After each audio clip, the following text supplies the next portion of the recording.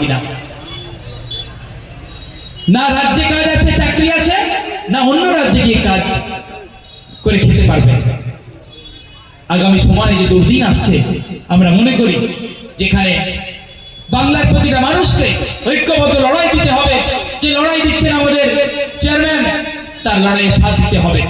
হ্যাঁ, তিনি কথা বললে তাকে জেল দিতে হবে, তিনি কথা বললে কেস দিতে হবে।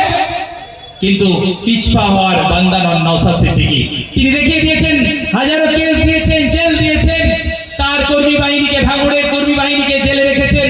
তাহলেও কিন্তু এই ওয়াকাফ আন্দোলন আমরা ছেড়ে দিইনি। আজকে এই রানীহাটি ময়দান বলে দিচ্ছে যে না, ওই হুমকিতে ধমকিতে মুখ্যমন্ত্রী বলে দিল আর ঘরে ঢুকে গেলাম, এটা নয়। কারণ এটা তৃণমূলের এমপি এমএলএ হতে পারে।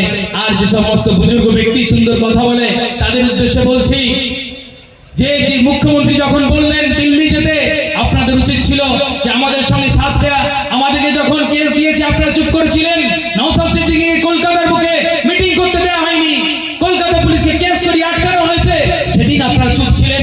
যেদিন কলকাতায় সভা করতে দেওয়া হয়নি, সেদিন আপনারা চুপ ছিলেন। যেদিন আমাদের ছেলেদেরকে জেলে ঢোকানো হচ্ছিল, আপনারা চুপ ছিলেন। আজকে কিন্তু আপনাদেরকে জেলে ঢোকানোর ষড়যন্ত্র আছে, আপনারা সেই ভয়ে হয়তো আপোষ করে আছেন। নওশাদ সিদ্দিকী আপোষ করবে না, আইএসএফ আপোষ করবে না, আন্দোলন করছে, করে যাবে। আন্দোলনের জন্য উনি দিল্লিতে সুপ্রিম কোর্টে গেছেন, লড়ে যাচ্ছেন। আপনারা সাথে থাকুন। আমরা এটা দাবি করছি, ওয়াকফ সংশোধনী আইন বাতিল করতে হবে। তাতেও বড় কথা, আন্দোলন এই বাংলাতেই হবে। আন্দোলন এই বাংলাতে হচ্ছে, হবে হবে, আন্দোলন চলবে। এর নেতৃত্বে থাকবে নওশাদ সিদ্দিকী ভাইজান। আমরা জান দিতে প্রস্তুত, জেল খেটেছি, মার খেয়েছি, জান দিতে প্রস্তুত।